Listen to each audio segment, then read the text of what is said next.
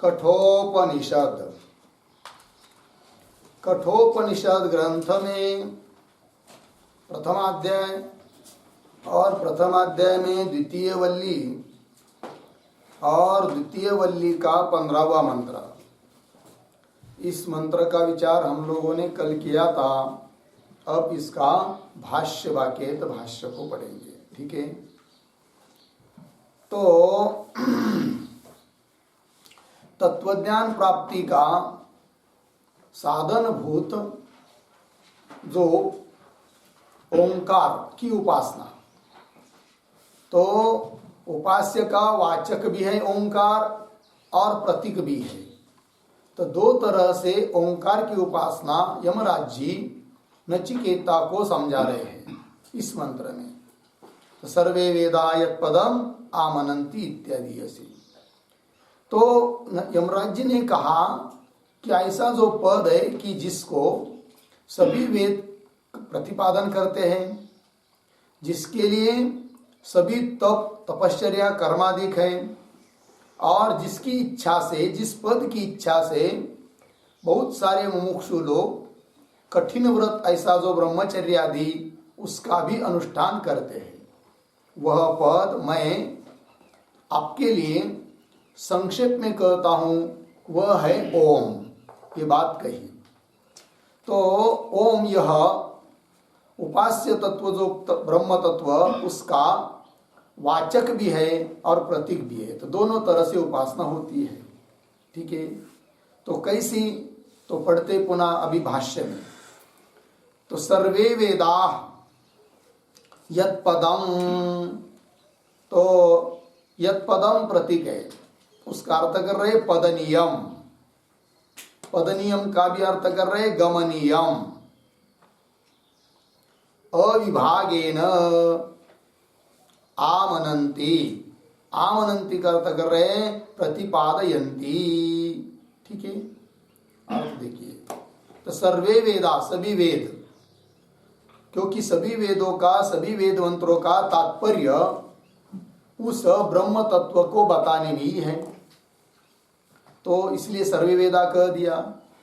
और कोई कहते हैं आचार्य कि सर्वे वेदा शब्द से वेदैक देशा उपनिषद, वेद का एक देश उपनिषद को लेते हैं, सो भी हो, किंतु वेद जिस पद को कह रहा है तो वही लिख रहे सर्वे वेदा यत् पदम पदनियम। पदनियम का अर्थ कर दिया गमनियम। गमनियम का भी अर्थ होता है प्रापणीयम, प्राप्त करने योग्य। लेकिन कैसा प्राप्त करने योग्य, तो एक शब्द और जोड़ दिया उसमें, अविभागेन। ठीक है ना जी, अविभागेन गमनियम पदनियम, ये उसका अर्थ है। अविभागेन का अर्थ होता है अभेदेन। उस ब्रह्म तत्व को प्राप्त करना है, मतलब वो कोई अलग चीज है और हम प्राप्त करने वाले अलग है, वो प्राप्य है। हम दोनों में प्राप्य प्रापक भाव हमेशा रहेगा, ऐसी बात नहीं। साधन काल में भले बोल सकते हैं प्राप्य प्रापक भाव, परंतु जब ब्रह्म का साक्षात्कार करना है तो अभेद रूप से ही करना है। अर्थात प्रत्येक अभिन्न ब्रह्म तत्व, मेरे से अलावा और दूसरा कोई तत्व नहीं है, वह मैं ही हूं। मैं के रूप में उसको जानना, यही होता है गमनीय। तो वही लिखा है पदनियम गमनियम, मतलब अविभागेन गमनियम, अविभागेन प्रापणीयम, एक रूप से उसको प्राप्त करने के लिए आमनन्ति।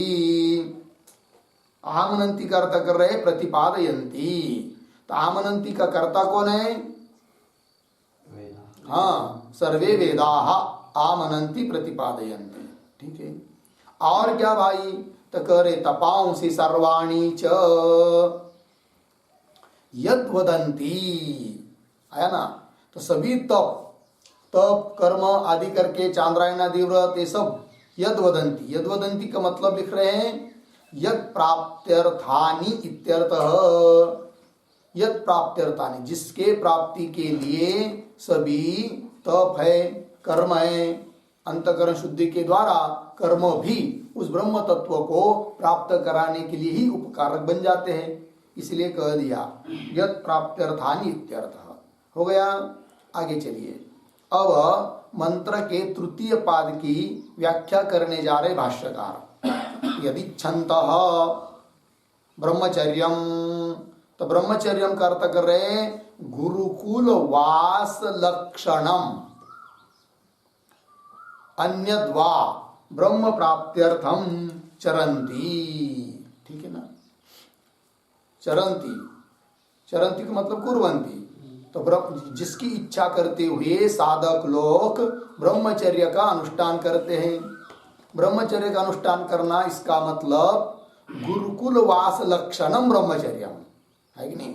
गुरुकुल में रहना, वहाँ के कठोर नियमों का पालन करना, क्योंकि वहाँ पर सुबह ब्रह्म मुहूर्त में उठना पड़ता है, ठंडे पानी से स्नान करना पड़ता है कि नहीं, और केश वपन करना पड़ता है, सच्चा बोलना पड़ता है, रोज नित्य का काम करना पड़ता है। तो बहुत कठोर नियम होते हैं। तो उन सब का पालन करते हैं लोग जिसके प्राप्ति के लिए।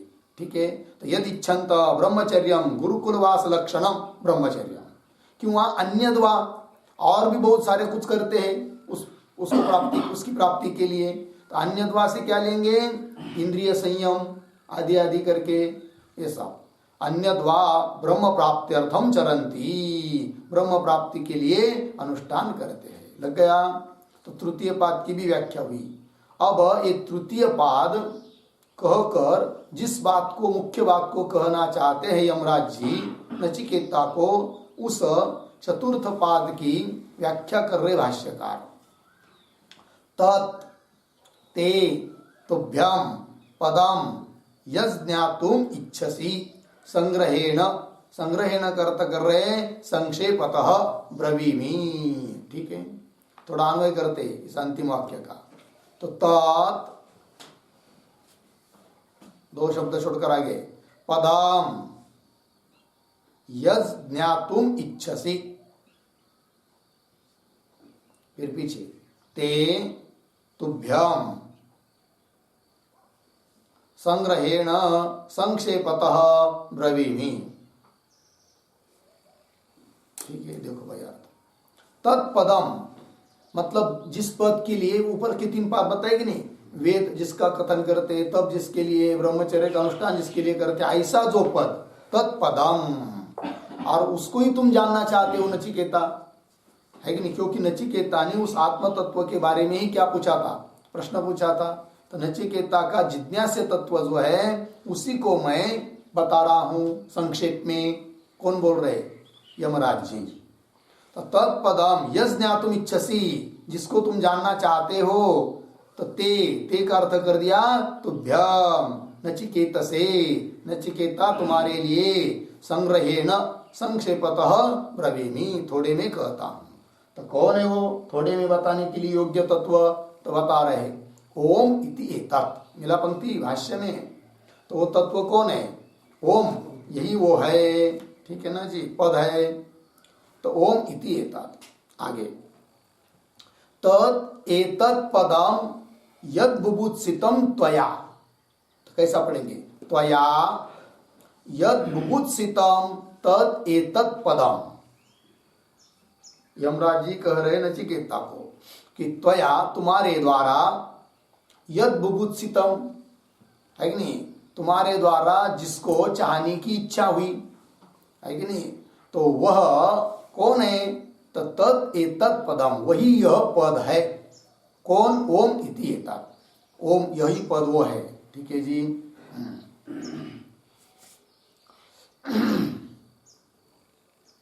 लग गया अर्थ। तो त्वया यद बुभुत्सितम, तू जिसको जानना चाहता है, तत् एतत् पदम हो गया। आगे यद एतत्, कौन है वो, कि जो यह ओम इति, ओम शब्द वाच्यम, ओम शब्द प्रतीकम च, वो कौन पद है उसको बता रहे हैं। तो ओम शब्द का वाच्य भी है जो, वही वो पद है। अर्थात ओम शब्द का जो वाच्य है वही तुम्हारा जिज्ञास्य है। और उसके लिए ही वेद, उसके लिए सब क्या वेद कथन करते हैं, उसका ही कथन करते हैं सभी, तब उसके लिए ही है। और सभी लोग मतलब ब्रह्ममुक्षवादी लोग ब्रह्मचर्य का अनुष्ठान भी उसी के लिए करते हैं। किसके लिए, जो ओम पद का वाच्य है। एक। और दूसरी बात, ओम शब्द जिसका प्रतीक है, ठीक है, तो दो तरह से उपासना। तो ओम शब्द का वाच्य जो है उसको पकड़ना है। कैसे? जैसे हम लोग दीर्घ उच्चारण करेंगे ओम का, तो ओम का ऐसा एकांत में बैठकर बार बार बार बार दीर्घ उच्चार करते रहेंगे, तो उसका ओम शब्द का अर्थ रूप से संवेदन स्वरूप, चेतन स्वरूप जिस तत्व का स्फुरण होता है, ब्रह्म तत्व का, वह है ओम का वाच्य। फिर ओम ऐसा दीर्घ उच्चारण करते हुए उस साधक ने क्या करना चाहिए? तो ओम शब्द का जो अर्थ स्फुरित हो रहा है उसको मय के रूप में जानना है। आलंबन लेना है ओम का, ओम इस शब्द का उच्चारण करते रहना है, किंतु उसका जो अर्थ है संवेदन चेतन तत्व, उसको मय के रूप में जानना है। तो ये हो जाएगी अहंग्रह उपासना। किंतु इस प्रकार की उपासना करने के लिए जो समर्थ नहीं है, वो पकड़ नहीं पा रहा है ओम शब्द के अर्थ को, ब्रह्म को, तो उसने क्या करना है?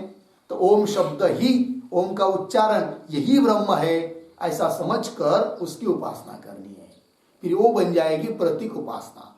जैसे शालिग्राम की उपासना, विष्णु की उपासना हम शालिग्राम को सामने रखकर करते हैं। शालिग्राम यद्यपि विष्णु थोड़ी है, वो तो एक पाषाण विशेष है, किंतु उसको प्रतीक समझकर वही हमारा विष्णु है ऐसा समझकर हम क्या करते हैं? उसकी उपासना करते हैं। उसी प्रकार ओम यह शब्द ही ब्रह्म है ऐसा समझकर उसकी उपासना की जाती है, तो वो बन जाती है फिर प्रतीक उपासना। तो हो गया जी। तो इस पर एक टिप्पणी लिखेंगे हम लोग अंतिम के वाक्य में। ओम इति, ओम शब्द वाच्यम, ओम शब्द प्रतीकम ऐसा आया है भाष्य में, उसके आधार पर लिखते हैं। यस्य शब्दस्य उच्चारणे, यस्य शब्दस्य उच्चारणे यत् स्फुरति, यत् स्फुरति तत् तस्य वाच्यम, तत् तस्य वाच्यम प्रसिद्धम।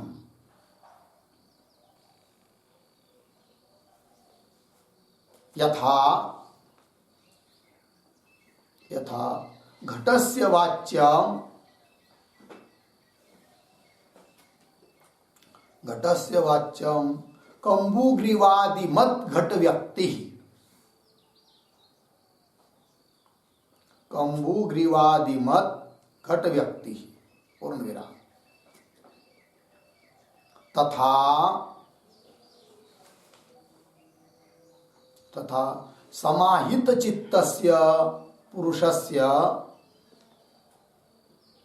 समाहित चित्तस्य पुरुषस्य ओंकारोच्चारणे,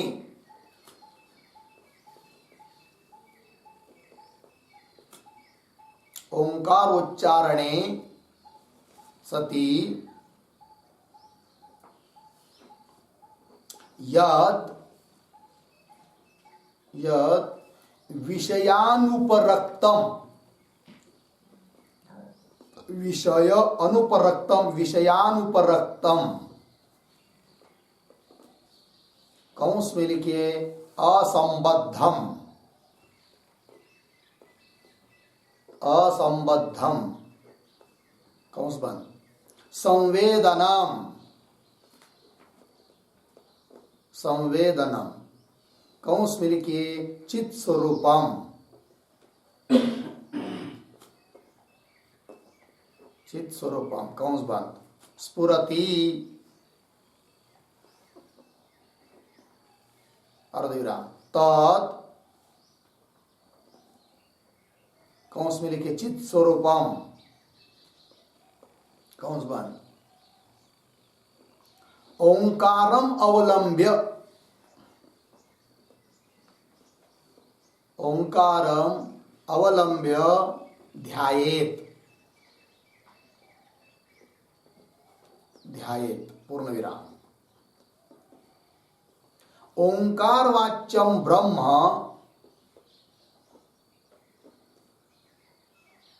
ओंकार वाच्यम ब्रह्म अहम अस्मि इति ध्यायेत। ब्रह्म अहम अस्मि इति ध्यायेत इत्यर्थः। पूर्णविराम। एतत् अहंग्रोपासनं भवति। अहंग्रोपासनं भवति। पूर्णविराम। तत्र अपि असमर्थः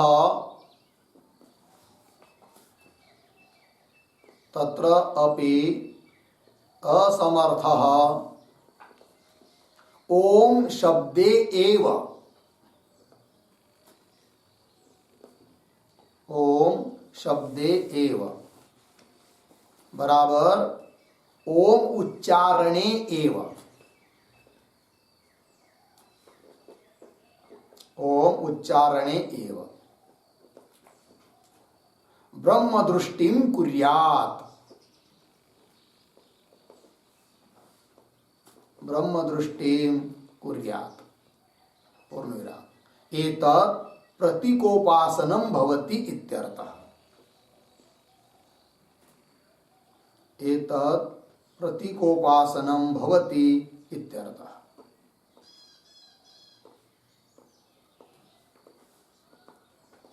अर्थ को देखिए।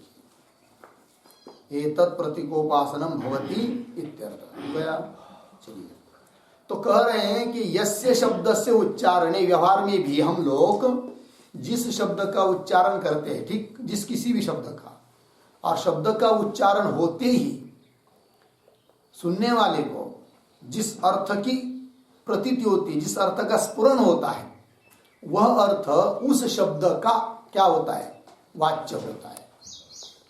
जैसे घट शब्द का उच्चारण मैंने किया और आप लोगों ने घट सुना, घट शब्द सुना, तो सुनते ही आपको जिस अर्थ का स्फुरण हो रहा है, दिमाग में प्रतीत हो रहा है, वो अर्थ उस शब्द का क्या कहलाता है, वाच्य। जैसे हत्ती कह दिया, हत्ती, हस्ती, तो तुरंत एक बहुत बड़ा प्राणी आपके सामने में आ जाता है, अर्थात उस हस्ती पद का वो प्राणी क्या हुआ, वाच्यार्थ हुआ। ठीक है, उस प्रकार यस्य शब्द से उच्चारण यत् स्फुरति तत् तस्य वाच्यम प्रसिद्धम। उदाहरण दिया, यथा घटस्य वाच्यम, घट का वाच्य क्या है, कंबुग्रीवादिमात व्यक्ति, घट व्यक्ति, घट ही वाच्य है उसका, जिसकी ग्रीवा कंबु की तरह है, शंख की तरह है। ठीक, तथा, ठीक बताया इसमें, तथा समाहित चित्त से पुरुषस्य, जिस पुरुष का चित्त समाहित हुआ है, अंतर्मुख हुआ है, ऐसा पुरुष यदि एकांत में बैठकर लंबा लंबा दीर्घ दीर्घ ओम का उच्चारण करेगा, तो देखिए, समाहित चित्तस्य पुरुषस्य ओंकार उच्चारणे सति, ओंकार का उच्चारण करने पर यद यद संवेदनम स्फुरति, जिस संवेदन का स्फुरण हो रहा है, कैसा संवेदन, वो विषयानुपरक्तम, विषयों से असंबद्ध, जिसका विषयों के साथ कोई संबंध नहीं है कि नहीं, सभी घट पट शब्द स्पर्श आदि सभी विषयों से अतिरिक्त शुद्ध रूप में, असंबद्ध रूप से संवेदनम मतलब चित स्वरूपम, चैतन्य का स्फुरन होता है, प्रतीति होती है, अनुभव में आने लगता है। तो स्फुरति तच्चित स्वरूपम, वह चित स्वरूप ही, संवेदन ही क्या है, ओंकारम, ओंकार शब्द का वाच्य है। ठीक है, अब उच्चारण करना है किसका, ओम शब्द का, और ध्यान किसका करना है, ब्रह्म का। ओम शब्द का अर्थ जो संवेदन, वो चेतन तत्व जो प्रतीत हो रहा है, विषयों से असंबद्ध, वो मैं हूं, इस रूप से हमेशा साधक ने क्या करना, चिंतन करना है। तो तच्चित स्वरूपम ओंकारम अवलंब्य, उसका आश्रय करके, ओंकारम अवलंब्य, अवलंबन करना है ओंकार का, आधार लेना है ओंकार का, ओम शब्द का, किंतु ध्यान करना है किसका, उसके अर्थ का, ब्रह्म का, चित स्वरूप का, वो भी कैसे, वही मैं हूं करके। तो ऐसा रोज रोज 2 4 5 10 घंटा अभ्यास करेंगे तो ब्रह्म बोध दृढ़ हो जाएगा। ठीक है, चलिए, ओंकारम अवलंब्य ध्यायेत, आगे ओंकार वाच्यम ब्रह्म अहम अस्मि इति ध्यायेत, ये तात्पर्य। ओंकार वाच्य का जो ओंकार शब्द का वाच्य जो ब्रह्म तत्व है वही मैं हूं, इस प्रकार से ध्यान करना है। ठीक है, तो एतत् अहंग्रोपासनम भवति, इसी को कहेंगे क्या, अहंग्रोपासना, मैं के रूप में उपासना है वो। किंतु इस प्रकार की उपासना करने में, ध्यान करने में जो व्यक्ति समर्थ नहीं है, उसको पकड़ में नहीं आ रहा है वो ब्रह्म तत्व, वो क्या करे, तो उसके लिए प्रतीक उपासना, ठीक वही करे। तत्रापि असमर्थ ओम शब्दे एव, ओम शब्द में ही ब्रह्म दृष्टि करे, मतलब ओम का जो उच्चारण है उस उच्चारण में ही क्या करे, ब्रह्म दृष्टि करे। ये जो ओम का उच्चारण हम कर रहे हैं ना, यही ब्रह्म है, ऐसा कुर्यात। फिर ये क्या बन जाएगा, एतत् प्रतीकोपासनम भवति, ये प्रतीक उपासना बन जाएगी। लग गया भाई। तो चलिए, तो संक्षेप में जिस तत्व को नचिकेता, जिस तत्व को जानना चाहता था नचिकेता, उस तत्व को संक्षेप में यमराज जी ने उसको बता दिया। ठीक है जी, अब चलते हैं आगे के मंत्र को। तो मंत्र के अवतर लिखा है अतः, है कि नहीं। अतः का मतलब इसलिए मतलब ओंकार का ध्यान करने से ऐसा फल मिलता है, ब्रह्म भाव की प्राप्ति हो जाती है, इतना सामर्थ्य ओम में, इसलिए ये ओम अक्षर का महात्म्य बता रहे हैं। अतः, तो मंत्र को पढ़ते हैं। एतद्धेवाक्षरं ब्रह्म, एतद्धेवाक्षरं ब्रह्म, एतद्धेवाक्षरं परम्, एतद्धेवाक्षरं परम्, एतद्धेवाक्षरं ज्ञात्वा, एतद्धेवाक्षरं ज्ञात्वा, यो यदिच्छति तस्य तत्, यो यदिच्छति तस्य तत्।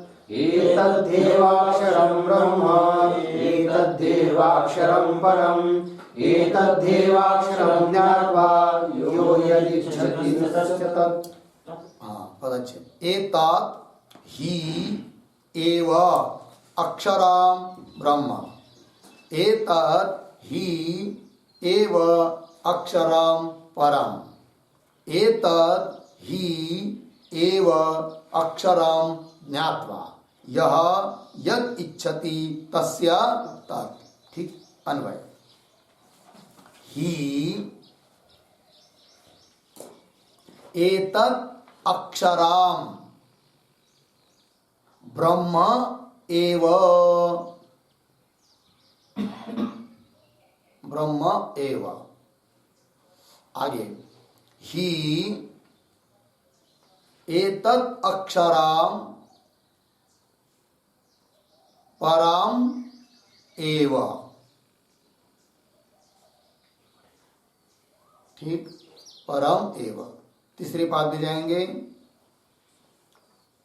ही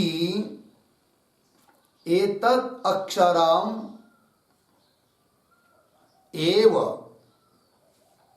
ज्ञात्वा यह यद इच्छति तस्य तत्।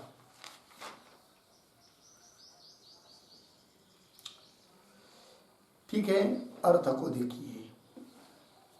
तो ही, ये तो ही क्योंकि एतत् अक्षरम ब्रह्म एव, यह अक्षर ही क्या है, ब्रह्म है। एतत् अक्षर मतलब कौन सा अक्षर, ओम। यह अक्षर ही क्या है, ब्रह्म है। और ही, ये तो ही क्योंकि एतत् अक्षरम एव परम, ये अक्षर ही क्या है, परम है। ठीक है, और एतत् अक्षरम ही एतत् अक्षरम एव ज्ञात्वा, ज्ञात्वा मतलब उपास्य, ऊपर कहे हुए के अनुसार इस अक्षर की यदि उपासना करता है तो जो कोई उपासना करेगा उसके लिए क्या फल, तो यह उपासक, उस उपासक को, वह उपासक यद इच्छति तस्य तत्, जो उपासना करेगा उसको, वह यद इच्छति, जिसकी इच्छा करेगा उसको वह प्राप्त हो जाता है। मतलब वह अपर ब्रह्म की इच्छा करता है तो अपर ब्रह्म की उसको प्राप्ति हो जाती है, अपर ब्रह्म का लोक, ब्रह्म लोक आदि की प्राप्ति हो जाती है। और पर ब्रह्म की इच्छा करता है तो परमात्मा ब्रह्म रूप वो बन जाता है, ये कह रहे हैं इस अक्षर को लेकर। ठीक है जी, तो चलिए इसका अर्थ लिखेंगे। उसके पहले एक अवतरणिका के रूप में एक वाक्य। एवं तत्व प्रतिपत्ति साधन भूताम, एवं तत्व प्रतिपत्ति साधन भूताम, तत्व प्रतिपत्ति साधन भूताम प्रणवोपासनाम, प्रणवोपासनाम अभिधाय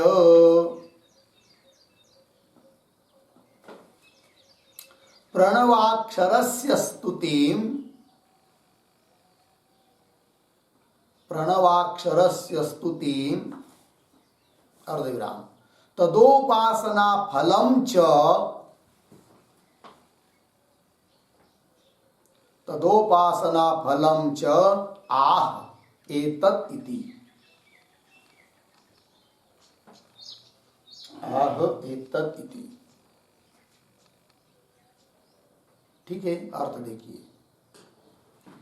एवं तत्व प्रतिपत्ति साधन भूताम, तत्व ब्रह्म तत्व, उसकी प्रतिपत्ति साक्षात्कार, उस ब्रह्म तत्व के साक्षात्कार का साधन भूत जो प्रणव की उपासना है, वो अभिधाय कथन करके, ऊपर के मंत्र में कथन किया, तो प्रणवोपासना अभिधाय कथयित्वा, फिर अभी आगे के मंत्र में मतलब इस 16वें मंत्र में क्या कह रहे हैं, तो प्रणव अक्षरस्य, अक्षरस्य स्तुति, प्रणव इस अक्षर की क्या कर रहे हैं, स्तुति कर रहे हैं, और तद उपासना फलम, उस प्रणव रूप अक्षर की जो उपासना करता है, उस उपासना करने वाले को क्या फल मिलता है, उस फल को भी कह रहे हैं।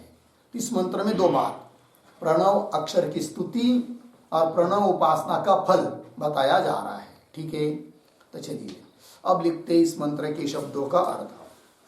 तो प्रतीक है ही, ही बराबर यतः, यतः, आगे प्रतीक एतत् अक्षरम, एतद् अक्षरम बराबर प्रणवाख्यम अक्षरम, प्रणवाख्यम अक्षरम,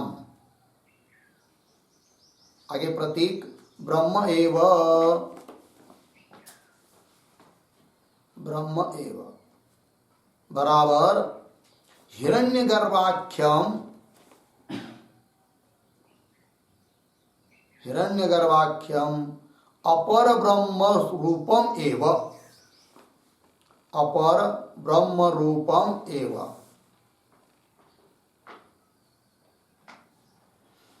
आगे प्रतीक ही बराबर यतः,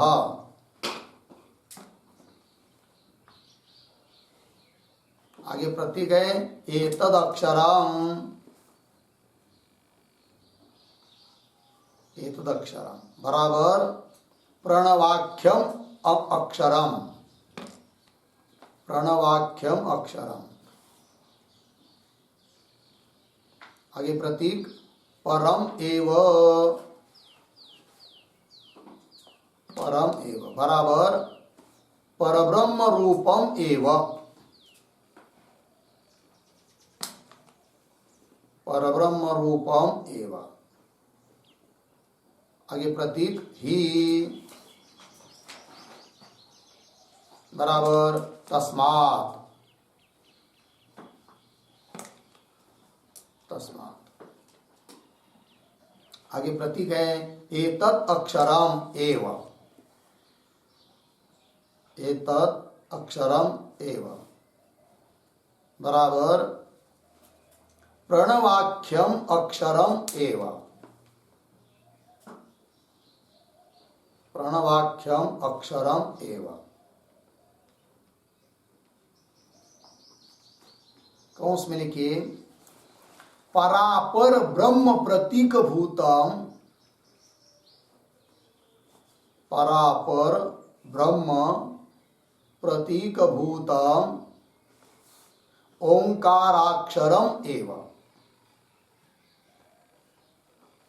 ओंकाराक्षरम एव कौंस बन, आगे प्रतीक ज्ञात्वा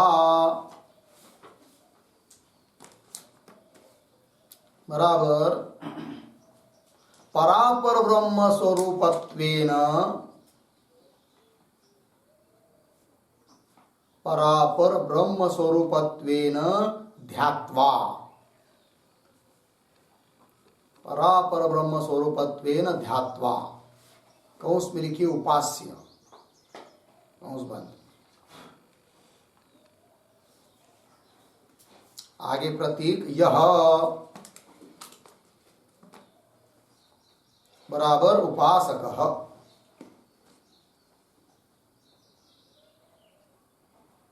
बराबर उपासक ना यह बराबर उपासक आगे प्रतीक यद बराबर अपरम ब्रह्म परम ब्रह्म वा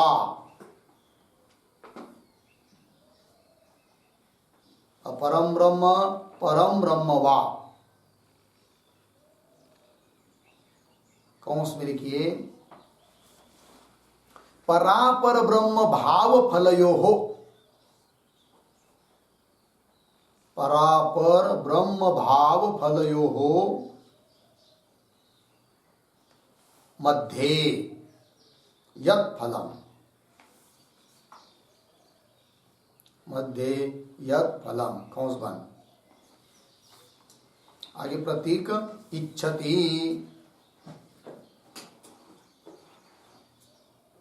इच्छति बराबर वांछति वांछति बराबर अभिलषति वांछति बराबर अभिलषति आगे प्रतीक तस्य बराबर उपासकस्य उपासकस्य आगे प्रतीक तत् बराबर परम अपरम वा परम अपरम वा ब्रह्म प्राप्तम भवति ब्रह्म प्राप्तम भवति पूर्ण विराम तत्र परब्रह्म प्राप्ति तु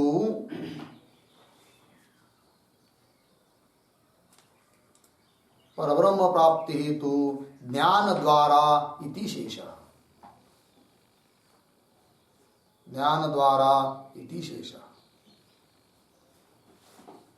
ठीक है चलिए भाई अर्थ को देखिए ही यतः एतद अक्षरम यह अक्षर मतलब प्रणवाख्यम अक्षरम ओम अक्षरम ओंकार प्रणवाख्यम अक्षरम प्रणव कहते ओम को ओंकार को प्रणवाख्यम अक्षरम ब्रह्म एवं ब्रह्म ही है मतलब ब्रह्म मतलब क्या हिरण्यगर्भाख्यम अपर ब्रह्म रूपम एवं तो ओम यह अक्षर जो है वह अपर ब्रह्म रूप भी है और पर ब्रह्म रूप भी है अपर ब्रह्म कहते हिरण्यगर्भ नामक ब्रह्म को अर्थात कार्य ब्रह्म अपर ब्रह्म से कौन लिया जाता है कार्य ब्रह्म हिरण्यगर्भ तो हिरण्यगर्भ का भी वाचक है कौन ओम और पर ब्रह्म का भी वाचक है कौन ओम तो ब्रह्म एवं हिरण्यगर्भाख्यम अपर ब्रह्म रूपम एवं लग गया ही यतः एतद अक्षरम मतलब प्रणवाख्यम अक्षरम परम एव तो परम एव से कह रहे पर ब्रह्म रूपम एवं तो पर ब्रह्म का भी वाचक हुआ ही तस्मात् एतद अक्षरम एव मतलब प्रणवाख्यम अक्षरम एव है कि नहीं प्रणव नाम का अक्षर ही अर्थात ओंकार ही क्या जी तो कौंस में भी लिख दिया ना परापर ब्रह्म प्रतीक भूतम जो कि जो शब्द जो ओंकार पर किंवा अपर दोनों ब्रह्म का प्रतीक स्वरूप है पर ब्रह्म का भी प्रतीक है और अपर ब्रह्म का भी प्रतीक है ओंकार शब्द उसको ज्ञात्वा ज्ञात्वा का मतलब कर दिया ध्यात्वा अर्थात उपास्य तो पर अपर ब्रह्म स्वरूपत्वेन ध्यात्वा पर ब्रह्म रूप से क्यों अपर ब्रह्म रूप से उसका ध्यान करके उसकी उपासना करके तो ऐसी जो कोई उपासना करेगा तो उसको क्या फल तो कह रहे यह उपासक, जो कोई उपासक यद इच्छति, यद इच्छति मतलब अपर ब्रह्म को चाहता है तो उसको अपर ब्रह्म मिल जाता है। मतलब अपर ब्रह्म का जो लोक है, हिरण्यगर्भ का लोक, ब्रह्मलोक आदि, वो उसको प्राप्त होता है। और यदि परब्रह्म को चाहता है तो परब्रह्म का फल, परब्रह्म की प्राप्ति हो जाती है, मोक्ष रूप फल भी मिल जाता है उसको ज्ञान होकर। ये बात कर रहे हैं। अपरम ब्रह्म परम ब्रह्म वा मतलब परापर ब्रह्म भाव फलयो मध्य, पर ब्रह्म भाव का फल क्यों अपर ब्रह्म भाव का जो फल, उन दोनों के बीच में जिस फल को वो इच्छा करता है उपासक, वह फल उसको प्राप्त होता है। इच्छति वांछति अभिलषति तस्य उपासकस्य तत् मतलब वह फल उसको मिल जाता है। वही परम अपरम वा ब्रह्म प्राप्तम भवति, पर ब्रह्म भी प्राप्त हो सकता है और अपर ब्रह्म की इच्छा करेगा तो अपर ब्रह्म की भी उसको प्राप्ति होती है उस श्लोक की। किंतु उन दोनों में परब्रह्म प्राप्ति उसको होगी तो कैसी, उपासना तो कर रहा है किंतु उपासना करते करते इतना अंतकरण शुद्ध हो जाता है कि उस अंतकरण में झटिति ज्ञान हो जाता है और ज्ञान होकर उस परब्रह्म भाव की उसको प्राप्ति होती है। यदि परब्रह्म की इच्छा करता है तो, और अपर ब्रह्म की इच्छा करता है तो फिर हिरण्यगर्भ का जो लोग है उन लोगों को प्राप्त होता है। चलिए, तत्र परब्रह्म प्राप्ति तो ज्ञान द्वारा इति शेषः, लग गया अर्थ। चलिए, ये हो गया भाई 16वां मंत्र का विचार। अब इस 16वें मंत्र का भाष्य को देखते हैं। एतत् ही एव अक्षरम ब्रह्म, ये सब प्रतीक है। तो कौन ब्रह्म लेना है? अपरम है कि नहीं? हम लोगों ने भी अर्थ लिख करते समय ब्रह्म शब्द से अपर ब्रह्म ही लिया ना, तो वही भाष्यकार ने बताया अपरम मतलब ये अक्षर ही क्या है? अपर ब्रह्म है। अपर ब्रह्म मतलब कार्य ब्रह्म, हिरण्यगर्भाख्य ब्रह्म, उसका भी वाचक है कौन? ओम। एतद ही एव अक्षरम ब्रह्म अपरम, आगे एतद ही एव अक्षरम परम च, अरे परम भी है मतलब पर ब्रह्म का भी वाचक है और अपर ब्रह्म का भी वाचक है कौन? ओम। क्यों? अपर ब्रह्म का भी प्रतीक है और अपर ब्रह्म का भी प्रतीक है कौन? ओम। चलिए, तयो हो ही प्रतीकम एतत् अक्षरम, तयो हो उन दोनों का प्रतीक भी है कौन? यह अक्षर ओम, यह अक्षर। तयो ही प्रतीकम एतत् अक्षरम, आगे एतत् ही एव अक्षरम ज्ञात्वा, ज्ञात्वा शब्द का अर्थ कर रहे उपास्य, ज्ञात्वा मतलब उपास्य। कैसी उपासना भाई? तो ब्रह्म इति, तो कैसा पढ़ेंगे?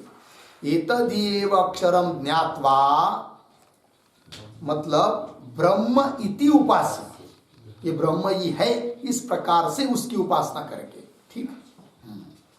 ब्रह्म इति उपास्य यह यद इच्छति, वो उपासक जिसको जिस चीज की इच्छा करता है, यद इच्छति क्या इच्छति? परम अपरम वा, परम परब्रह्म की इच्छा करता है तो परब्रह्म भाव की प्राप्ति हो जाती है उपासक को, और अपर ब्रह्म की इच्छा करता है तो अपर ब्रह्म भाव की प्राप्ति हो जाती है किसको? उपासक को। तो परम अपरम वा तस्य तद्भवति, तस्य उपासकस्य तद्भवति, वो प्राप्त हो जाता है उसको। परम चेत ज्ञातव्यम अपरम चेत प्राप्तव्यम, सार बात बता दिया।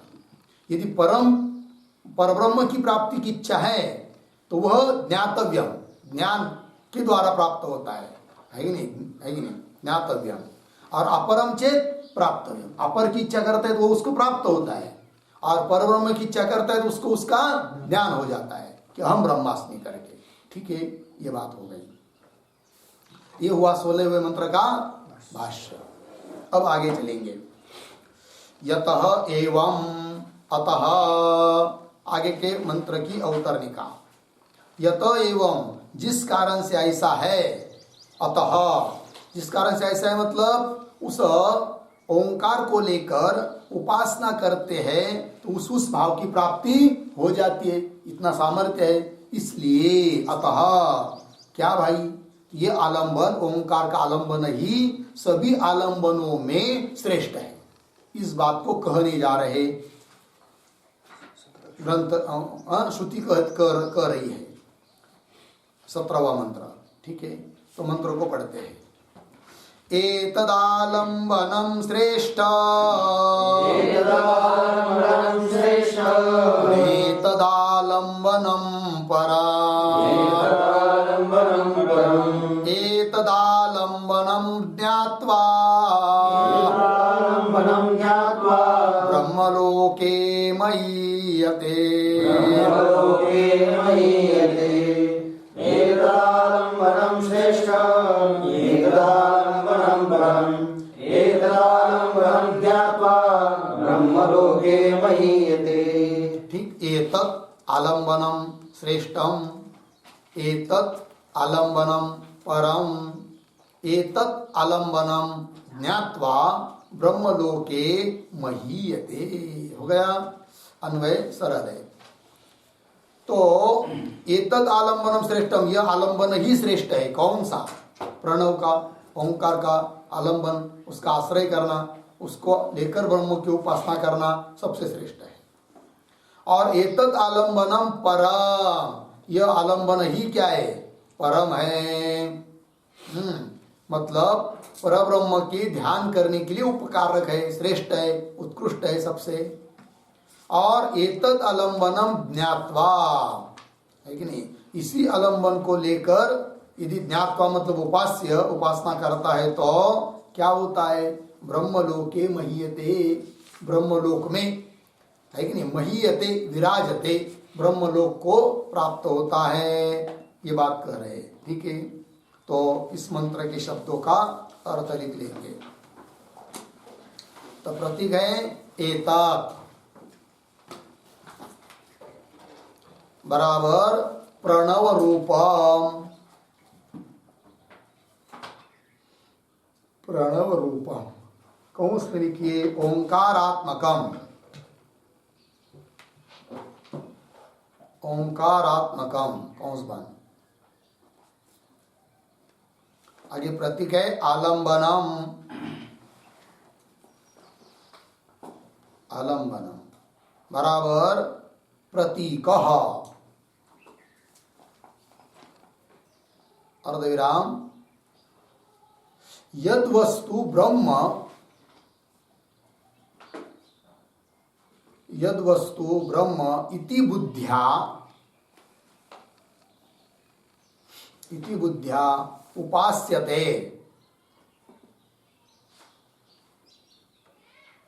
इति बुद्ध्या उपास्यते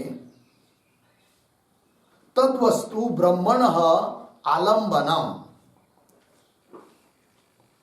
तद्वस्तु ब्रह्मणः आलंबनम इति, अर्धविराम प्रतीकः इति च उच्यते। आलंबनम इति अर्धविराम, फिर आगे प्रतीकः इति च, इति च उच्यते। आगे प्रतीक श्रेष्ठम बराबर परमोत्तमम, परमोत्तमम बराबर कार्य ब्रह्मणः, कार्य ब्रह्मणः ध्यानोपकारकत्वात्, ध्यानोपकारकत्वात् गायत्र्यादि आलंबनेभ्यः, गायत्र्याद्यालंबनेभ्यः प्रशस्तम, प्रशस्तम। ठीक, आगे प्रतीक एतत् आलंबनम, एतत् आलंबनम बराबर ओंकारात्मक प्रतीकः एव,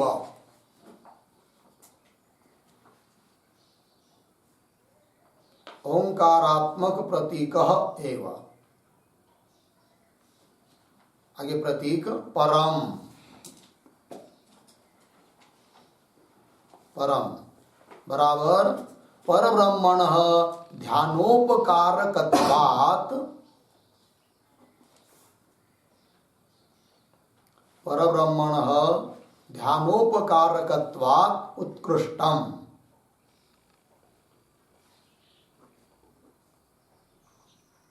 उत्कृष्टम। आगे प्रतीक एतत् आलम्बनम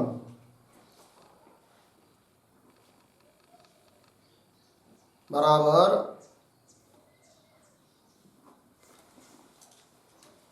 प्रणवाख्यम आलम्बनम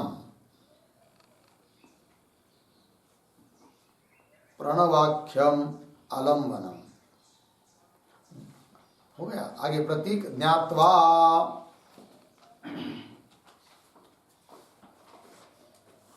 ज्ञात्वा बराबर उपास्य उपास्य। आगे प्रतीक ब्रह्मलोके बराबर परब्रह्मणि अपरब्रह्मणि च परब्रह्मणि अपरब्रह्मणि च। आगे प्रतीक महीयते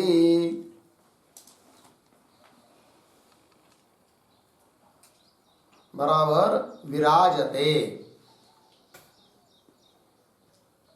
विराजते। कौंस में लिखिए द्विविध ब्रह्म ध्यानेन द्विविध ब्रह्म ध्यानेन ब्रह्मलोक प्राप्ति द्वारा ब्रह्मलोक प्राप्ति द्वारा मुच्यते इत्यर्थः। कौन सा मुच्यते इत्यर्थः। अर्थ को देखिए एतत् एतत् का अर्थ कर दिया प्रणव रूपम ओंकारात्मक। आलम्बनम आलम्बन मतलब प्रतीक। कैसे बता रहे तो यद वस्तु ब्रह्म इति बुद्धिया उपास्यते मतलब जिस किसी वस्तु को लेकर ब्रह्म है इस बुद्धि से उसकी उपासना करते हैं तो तद वस्तु वह वस्तु क्या हो जाती है ब्रह्म का आलम्बन। ब्रह्मण आलम्बनम इति मतलब इसको लेकर जैसे प्रणव ओम लिया तो ओंकार कोई ब्रह्म समझकर उपासना कर रहे तो ब्रह्म का आलम्बन हो गया कौन ओंकार। जैसे विष्णु की उपासना करनी है शालिग्राम को सामने लिया है कि नहीं तो शालिग्राम क्या हुआ आलम्बन हुआ क्यों वह प्रतीक हुआ तो लिखा ना आलम्बन आलम्बनम इति प्रतीक इति च। आलम्बन बोलिए चाहे प्रतीक बोलिए तो प्रतीक हो जाता है वो ठीक है जी। तो चलिए तो यहां पर आलम्बन कौन है ओम है कि नहीं अर्थात प्रतीक कौन है ओम। ओम को प्रतीक मानकर ओम को ही ब्रह्म समझकर तो थोड़ा सा फर्क है आलम्बन और प्रतीक में। तो आलम्बन मतलब आधार लेना है ओम का और ध्यान करना है उसके अर्थ का। तो आलम्बन किसका लिया ओंकार का। और प्रतीक कहने में तात्पर्य हो जाता है कि वो जो ओम है वही ब्रह्म है उसको ही ब्रह्म समझकर उपासना ये प्रतीक है।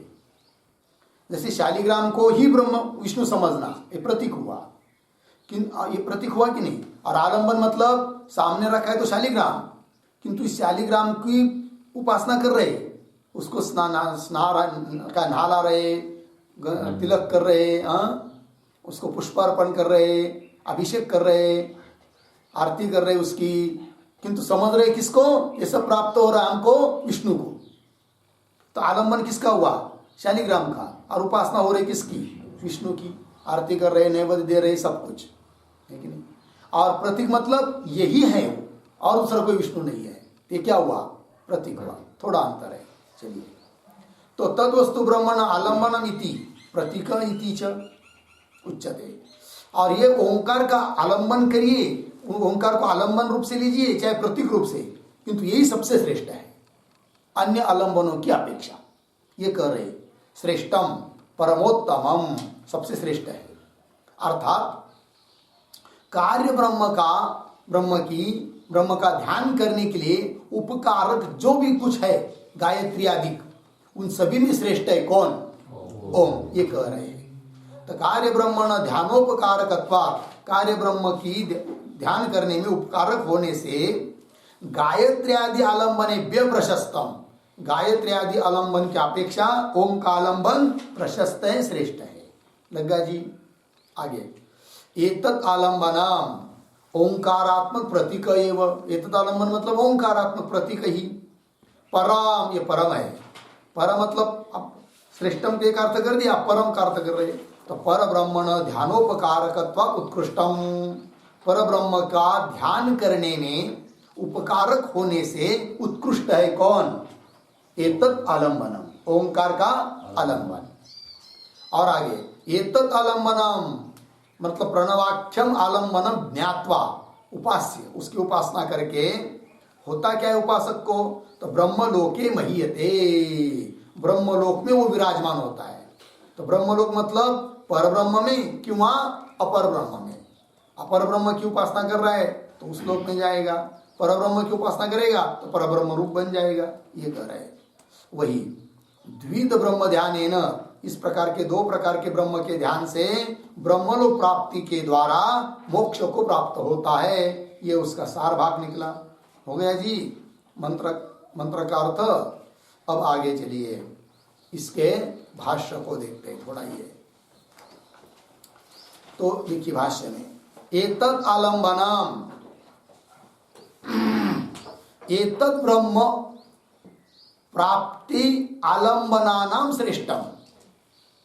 ठीक है जी, श्रेष्ठम का अर्थ कर रहे प्रशस्ततमम। तो देखिए भाई एतत् आलंबनम, यह आलंबन ओंकार का आलंबन।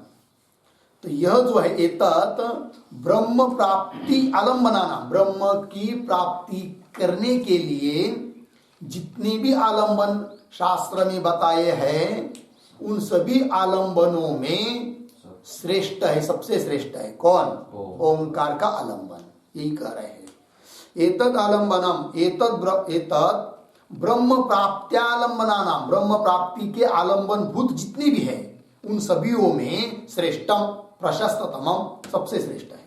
ठीक, आगे चलिए आगे का वाक्य देखिए। एतद आलंबनम परम अपरम च परापर ब्रह्म विषयत्वात्, थोड़ा अन्वय करेंगे। परापर ब्रह्म विषयत्वात्, पीछे एतत् आलंबनम परम अपरम च। ठीक है जी। ये जो ओंकार का आलंबन है ना, इसको पर आलंबन भी बोलते हैं, अपर आलंबन भी बोलते हैं। बोलेंगे क्यों? तो हेतु दिया परापर ब्रह्म विषयत्वात्, पर ब्रह्म किंवा अपर ब्रह्म है कि नहीं, पर ब्रह्म विषयक आलंबन होने से किंवा अपर ब्रह्म विषयक आलंबन होने से इस ओंकार के आलंबन को पर किंवा अपर आलंबन बोलते हैं। पर आलंबन, अपर आलंबन। क्यों? पर अपर उसका विषय होने के कारण। ठीक है। परापर ब्रह्म विषयत्वात् एतद आलंबनम परम अपरम च, लगा पंक्ति, पर आलंबन अपर आलंबन। आगे एतद आलंबनम ज्ञात्वा, मिला पंक्ति, इस आलंबन को जानकर, ज्ञात्वा तो कैसे आगे, ब्रह्मलोके महीयते परस्मिन् ब्रह्मणि। ठीक है ना, तो कैसा पढ़ेंगे? तो देखिए थोड़ा, एतद आलंबनम ज्ञात्वा ब्रह्मलोके, उसके बाद एक शब्द छोड़कर परस्मिन् ब्रह्मणि, अपरस्मिन् च, फिर पीछे आइए महीयते, हो गया। फिर आगे है ब्रह्मभूत ब्रह्मवत उपास्य भवति इत्यर्थ। ठीक, अर्थ को देखिए। एतद आलंबनम ज्ञात्वा, इस आलंबन को जानकर उसकी उपासना करके ब्रह्मलोक में, तो ब्रह्मलोक मतलब कौन सा? परस्मिन् ब्रह्मणि, अपर अग्नि, परस्मिन् ब्रह्मणि किंवा अपरस्मिन् ब्रह्मणि महीयते, ऐसा लगाना है। पर ब्रह्म में विराजमान होता है, पर ब्रह्म रूप बन जाता है, कि वह अपरस्मिन् ब्रह्मणि महीयते। अपरस्मिन् ब्रह्म, अपरस्मिन् ब्रह्म मतलब अपर ब्रह्म, कार्य ब्रह्म, कार्य ब्रह्म का लोक, हिरण्यगर्भ का लोक, ब्रह्मलोक आदि, उसको उसमें विराजमान हो जाता है। लगा पंक्ति?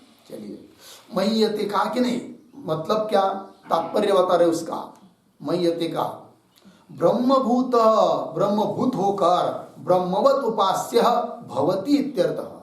ब्रह्म की उपासना, पर ब्रह्म की अपर ब्रह्म की उपासना करते करते करते स्वयं ब्रह्मभूत हो जाता है, ब्रह्म ही बन जाता है। और ब्रह्मभूत बन जाने से जैसी ब्रह्म की उपासना लोग करते हैं, उस प्रकार इसकी भी क्या करते लोग, फिर उपासना करते। यही मय्यते।